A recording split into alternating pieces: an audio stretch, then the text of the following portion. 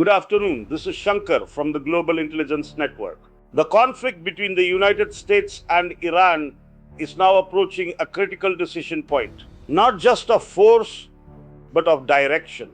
Iran has demonstrated its ability to strike back, targeting US bases, disrupting regional stability, and signaling that this conflict will not remain one-sided. At this stage, the United States is evaluating multiple response options. Option 1, ground operations. The Pentagon is preparing for potential ground operations inside Iran, involving US Marines and Special Forces, targeting critical oil hubs like Kharg Island.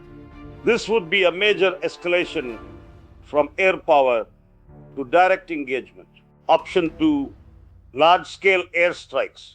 Another option under consideration, a final large-scale air assault targeting military infrastructure, nuclear-linked facilities, followed by a declaration of operational success. Option 3, seizing oil control points.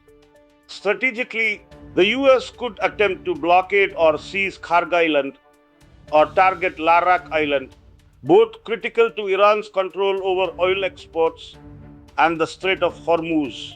Option 4, diplomatic exit.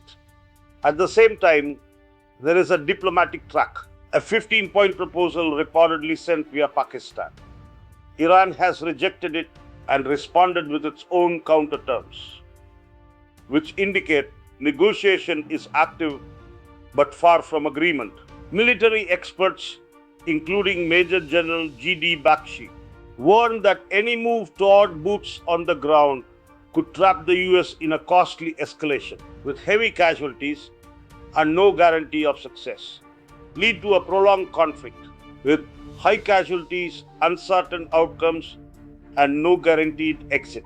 History has shown that entering a war is easier than leaving it. The world is watching closely. Gulf nations are cautious, balancing security and stability.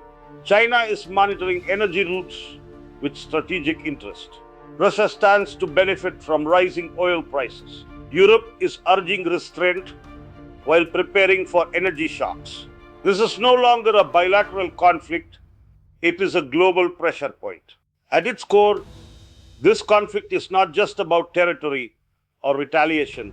It is about control of energy, control of escalation, and control of narrative. We often say human intelligence defines our progress. But intelligence without restraint does not build civilization. It destabilizes it. Today, we are not witnessing a failure of capability. We are witnessing a failure of direction. Because when intelligence is used to intensify conflict rather than resolve it, it does not elevate humanity, it exhausts it.